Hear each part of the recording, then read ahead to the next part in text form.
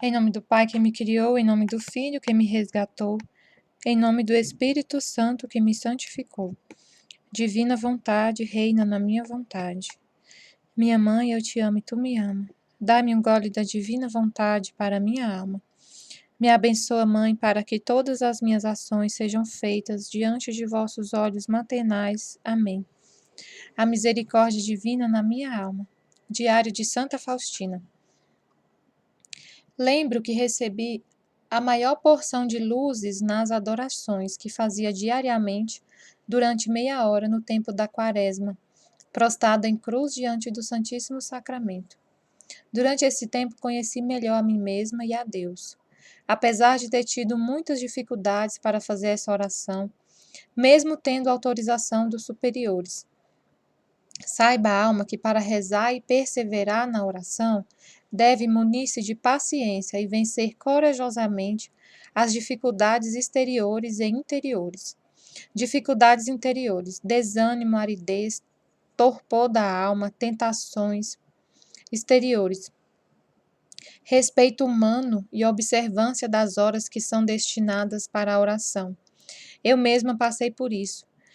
E se não fazia a oração no tempo destinado a ela, também não a fazia depois, porque as obrigações não me permitiam. E se a fazia, era com grande dificuldade, porque o pensamento me fugia para os meus deveres. Tive uma outra dificuldade. Quando a alma fazia bem a oração e saía dela com recolhimento interior e profundo, outros a perturbavam desse recolhimento, e por isso deve ter paciência para perseverar na oração. Acontecia muitas vezes que, quando a minha alma estava mergulhada mais profundamente em Deus, tirava maior fruto da oração e a presença de Deus acompanhava-me durante o dia. Tinha maior concentração no trabalho e maior perfeição na minha tarefa.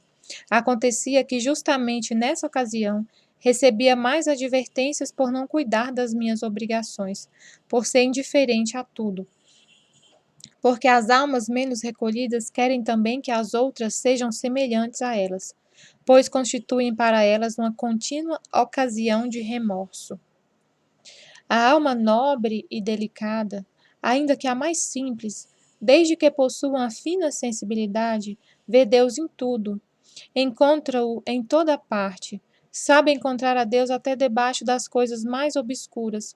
Tudo para ela tem significado, a tudo dá grande valor, por tudo agradece a Deus, de tudo tira proveito para si, e atribui toda a glória a Deus. Confia nele e não se confunde quando chega o tempo das provações.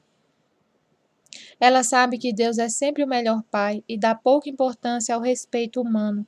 Segue fielmente o menor sopro do Espírito Santo e alegra-se com esse hóspede espiritual, agarrando-se a ele como uma criança à sua mãe. Onde outras almas param e se atemorizam, ela passa sem medo e sem dificuldades. Quando o próprio Senhor quer estar junto da alma e conduzi-la, afastará tudo o que seja exterior. Quando adoeci e fui transferida para a enfermaria, tive muitos dissabores por esse motivo. Éramos duas doentes na enfermaria. A irmã N recebia visitas das irmãs. A mim ninguém veio ver. É verdade que é uma só enfermeira, mas cada uma tem a sua cela. Eram longas as tardes de inverno, e a irmã N tinha luz, podia ouvir rádio, e eu não podia preparar minha meditação por falta de luz. Quando assim se passaram quase 2 semanas, uma tarde eu me queixava ao Senhor porque sofria muito e nem podia preparar a meditação por não dispor de luz. O Senhor respondeu-me que viria todos os dias à tarde e me indicaria os pontos da meditação para o dia seguinte, que versavam sempre sobre sua dolorosa paixão. Dizia-me: reflete sobre o meu padecimento diante de Pilatos. E assim sucessivamente, durante toda a semana, eu meditava sobre a sua dolorosa paixão. A partir daquele momento, uma grande alegria invadiu a minha alma e já não desejava quaisquer visitas ou luz. Jesus me bastava por tudo. Aliás, o zelo das superioras pelas doentes era grande. No entanto, o Senhor fez com que eu me sentisse abandonada. Mas esse melhor mestre, para poder agir sozinho, afasta tudo o que é criado. Algumas vezes eu sofria tantas perseguições e sofrimentos que a própria madre disse, que no caminho da irmã os sofrimentos parecem brotar da terra. Disse-me ainda: eu olho para a irmã como para uma crucificada. No entanto, reconheço nisso a mão de Jesus. A irmã seja fiel ao Senhor. Quero anotar um sonho que tive a respeito de Santa Teresinha do Menino Jesus. Eu era ainda noviça e tinha certas dificuldades que não conseguia superar. Tratava-se de obstáculos interiores, mas que se relacionavam com dificuldades exteriores. Fiz novenas aos vários santos, mas a situação tornava-se cada vez mais difícil. Os meus sofrimentos por esse motivo eram tão grandes que já não sabia como continuar a viver. De repente, veio-me a ideia de rezar a Santa Teresinha do Menino Jesus. Comecei uma novena a essa santa, pois já antes do ingresso no convento tinha grande devoção a ela. Agora descuidei um pouco dela. Mas nessa necessidade, novamente comecei a rezar com todo fervor. No 5º dia da novena, sonhei com Santa Teresinha, mas como se ela ainda estivesse na terra, ocultando diante de mim o fato de ela ser santa. Começou-me a dizer-me palavras de conforto, que eu não ficasse tão triste por causa desse problema, mas que confiasse mais em Deus. Disse-me: também eu sofri muito. Contudo, eu não estava muito convicta de que ela tivesse sofrido muito e disse-lhe: a mim me parece que não tenha sofrido nada. Mas Santa Teresinha respondeu, assegurando de que havia sofrido muito, e me disse: saiba, irmã, que dentro de 3 dias a irmã resolverá esse problema da melhor maneira. Como eu não estava muito inclinada a acreditar nisso, então ela se deu a conhecer, revelando-me que era santa. Então a minha alma encheu-se de alegria e perguntei-lhe: você é santa? E ela me respondeu: sim, sou santa, e confio que aquele problema a irmã resolverá no 3º dia. Eu disse a ela: Santa Teresinha, diga-me, eu irei para o céu? Respondeu-me: a irmã irá para o céu. E serei santa? Respondeu-me: a irmã será santa. Mas, Teresinha, eu serei uma santa como você nos altares? E ela me respondeu: sim, você será uma santa como eu, mas deve confiar muito em Jesus. E perguntei-lhe se meu pai e minha mãe irão para o céu. E se, frase incompleta. Respondeu-me: irão. E continuei a perguntar: e as minhas irmãs e meus irmãos irão também para o céu? Respondeu-me que rezasse muito por eles, mas não me deu uma certeza. Compreendi que necessitavam de muitas orações. Tratou-se de um sonho, e como diz o provérbio, o sonho é ilusão, e só Deus é salvação. No entanto, no 3º dia resolveu-se esse difícil problema com muita facilidade. Como me tinha dito, cumpriu-se ao pé da letra tudo o que se relacionava com essa questão. Foi um sonho, mas ele teve o seu significado. Em determinado momento, eu me encontrava com a irmã N na cozinha e ela ficou um pouco zangada comigo e, por penitência, mandou que eu me sentasse em cima da mesa. E ela mesma trabalhava muito, limpava e lavava, enquanto eu estava sentada na mesa. As irmãs que ali vinham ficavam estupefatas, vendo-me assim, e cada qual dizia o que queria. Uma que eu era preguiçosa, outra que eu era mesmo excêntrica. Eu era então postulante. Outros diziam: que freira será ela? Contudo, não podia descer porque essa irmã me havia ordenado, sob obediência, que ficasse sentada até que ela me mandasse descer. Realmente, quantos atos de mortificação eu fiz nessa ocasião, só Deus o sabe. Pensava que ia morrer de vergonha. Às vezes era o próprio Deus que permitia essas coisas para o meu aperfeiçoamento interior, mas o Senhor me recompensou com grande consolo por essa humilhação. Durante a bênção, viu em grande beleza. Jesus olhou para mim com bondade e disse: minha filha, não tenhas medo dos sofrimentos. Eu estou contigo. Uma vez tive que ficar de plantão à noite e sofria tanto na alma em razão da pintura daquela imagem que já não sabia a que me agarrar. De um lado, todos me diziam que se tratava de uma ilusão. De outro, um sacerdote me disse que talvez Deus quisesse justamente que lhe fossem prestadas honras através daquela imagem. Portanto, era preciso conseguir aquela pintura. A minha alma estava muito cansada. Quando entrei na capela, aproximei a minha cabeça do sacrário, bati e disse: Jesus, vede que grandes dificuldades tenho por causa da pintura da imagem. E eu ouvi uma voz no sacrário: Minha filha, os teus sofrimentos já não durarão muito. Um dia vi duas estradas, uma larga, atapeada de areia e flores, cheia de alegria e de música e de vários prazeres. As pessoas caminhavam por essa estrada dançando e se divertindo. Chegavam ao fim sem se aperceberem disso. No final dessa estrada havia um enorme precipício, ou seja, o abismo do inferno. Essas almas caíram às cegas na voragem desse abismo. À medida que iam chegando, assim tombavam. E seu número era tão grande que não era possível contá-las. E avistei uma outra estrada, ou antes, uma vereda, porque era estreita e cheia de espinhos e de pedras, por onde as pessoas seguiam com lágrimas nos olhos e sofrendo dores diversas. Uns tropeçavam e caíam por cima das pedras, mas logo se levantavam e iam adiante. E no final da estrada havia um magnífico jardim, repleto de todos os tipos de felicidade. E aí entravam todas essas almas, e já no primeiro momento esqueciam de seus sofrimentos. Quando havia adoração na casa das irmãs da Sagrada Família, à noite fui com uma de nossas irmãs para essa adoração. Logo que entrei na capela, a presença de Deus envolveu a minha alma. Rezava como o fazia em determinados momentos, sem pronunciar palavras.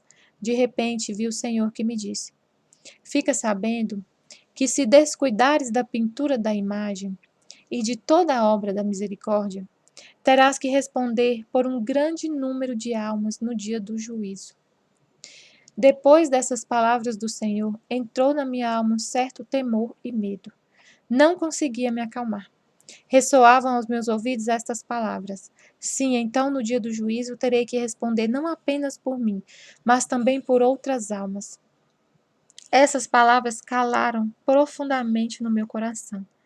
Quando voltei para casa, entrei no pequeno Jesus e prostei-me no solo diante do Santíssimo Sacramento e disse ao Senhor: Farei tudo o que estiver ao meu alcance, mas peço-vos, ficai sempre comigo e dai-me forças para cumprir a vossa santa vontade, porque vós podeis tudo e eu por mim mesma nada posso. Sucede-me algum tempo que eu sinto na alma quando alguém reza por mim. Sinto-o imediatamente na alma. E também quando alguma alma solicita a minha oração, embora não me diga isso. Sinto através de uma inquietação, como se alguém me chamasse. Mas logo que rezo, reencontro a paz. Em determinado momento, eu desejava muito receber a Santa Comunhão, mas porque tinha uma certa dúvida, não fui comungar. Sofri terrivelmente por essa razão. Parecia que o meu coração se partiria de dor. Quando fui trabalhar, cheia de amargura no coração, de repente Jesus colocou-se ao meu lado e disse-me: Minha filha, não faltes à comunhão, a não ser quando tiveres certeza de que pecaste gravemente. Afora isso, não permitas que nenhuma dúvida impeça a tua união comigo no meu mistério de amor. As tuas pequenas faltas desaparecem no meu amor como uma palha jogada num grande braseiro. Fica sabendo que muito me entristeces quando me abandonas na Santa Comunhão. À noite, quando entrei na capela, ouvi na alma estas palavras. Minha filha, medita sobre estas palavras. E estando em agonia, rezava com mais intensidade. Quando comecei a refletir mais profundamente, muita luz se derramou na minha alma. Conheci de quanta perseverança necessitamos na oração. E de uma oração tão penosa depende, não poucas vezes, nossa salvação. Quando me encontrava em Quiaques, para substituir por pouco tempo uma das irmãs, aconteceu-me que um dia à tarde fui andando pelo jardim e detive-me à beira do lago. E por um bom tempo fiquei absoluta pensando sobre esse elemento da natureza. De repente vi ao meu lado Jesus, que me disse benignamente: Tudo isso criei para ti, esposa minha, e saibas que toda essa beleza nada é em comparação com o que preparei para ti na eternidade. A minha alma foi inundada de tamanho consolo que fiquei aí até a noite, parecendo-me que tinha sido só um breve momento. Eu tinha esse dia livre destinado para o retiro de um dia, portanto tinha toda a liberdade para me entregar à oração. Oh, como Deus é infinitamente bom! Persegue-nos com a sua bondade. Na maior parte das vezes acontece que o Senhor me concede as maiores graças quando eu nem espero. A hóstia santa encerrada para mim num cálice de ouro, para que em meio ao deserto do exílio eu atravesse pura, imaculada, intacta, e que isso a força do teu amor realize. Ó hóstia santa, reside na minha alma, amor mais puro do meu coração, que tua luz dissipe as trevas, não negarás a graça ao coração humilde. Ó hóstia santa, enlevo do céu, embora escondas a tua beleza e te apresentes a mim, numa migalha de pão, a fé firme rasga esse véu. O dia da cruzada, que é o 5º dia do mês, coincidiu desta vez com a primeira sexta-feira. Era o meu dia, aquele no qual devo estar em vigília diante de Jesus. Nesse dia coube-me desagravar o Senhor por todas as ofensas e ultrajes, rezar para que nesse dia não fosse cometido nenhum sacrilégio. O meu espírito nesse dia estava inflamado de especial amor para com a Eucaristia. Parecia-me que estava transformada em fogo ardente. Quando, para tomar a comunhão, me aproximei do sacerdote que me entregava Jesus, vi uma outra hóstia que se prendeu à sua manga e eu não sabia qual receber. Hesitei por um instante, mas o sacerdote, impaciente, fez sinal com a mão para que eu comungasse. Quando recebi a hóstia que me deu, a outra caiu nas minhas mãos. O padre ia distribuindo a comunhão até o final da balaustrada. E eu segurava o Senhor nas minhas mãos durante todo esse tempo. Quando o sacerdote aproximou-se novamente, entreguei a hóstia para que colocasse no cálice, porque no momento em que recebi Nosso Senhor não podia dizer que a outra havia caído, mas só depois de ter consumido. Enquanto tinha a hóstia na mão, senti um amor tão vigoroso que durante todo esse dia não consegui comer ou voltar a mim. Da hóstia ouvi estas palavras: Desejei repousar nas tuas mãos e não só no teu coração. Nesse momento vi o menino Jesus, mas quando se aproximou o sacerdote, vi novamente só a hóstia. Ó Maria, Virgem Imaculada, cristal puro para o meu coração, tu é minha força, ó âncora firme, tu és o escudo e a proteção do coração fraco. Ó Maria, tu és pura e incomparável, virgem e mãe ao mesmo tempo. Tu és bela como o sol, sem mancha alguma. Nada pode se comparar com a imagem da tua alma. Tua beleza encantou o olhar do que é 3 vezes santo, que desceu do céu, abandonando o trono da sede eterna, e assumiu o corpo e o sangue no teu coração, por 9 meses ocultando-se no coração da Virgem. Ó Mãe, Virgem, Ó Mãe, Virgem, ninguém compreenderá que o Deus incomensurável se torne homem, e apenas por seu amor e sua misericórdia insondável, por ti, ó Mãe, nos foi dado viver com ele pelos séculos. Ó Maria, Mãe Virgem e porta do céu, por ti nos veio a salvação.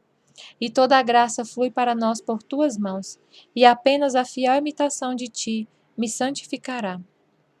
Ó Maria, Virgem, lírio mais belo, teu coração foi o primeiro sacrário de Jesus na terra. E só porque a tua humildade foi a mais profunda, foste elevada acima dos coros dos anjos e dos santos. Ó Maria, minha doce mãe, entrego-te minha alma, meu corpo e meu pobre coração. Seja a guardiã da minha vida, especialmente na hora da morte, na última luta. Jesus, confio em vós. Ano de 1937, mês 1, dia 1. Estivemos e sempre estaremos reunidos em nome do Pai, do Filho e do Espírito Santo. Amém. Fiat. Jesus, eu confio em vós. Ó sangue e água que jorrastes do coração de Jesus, como fonte de misericórdia para nós, eu confio em vós. Amém.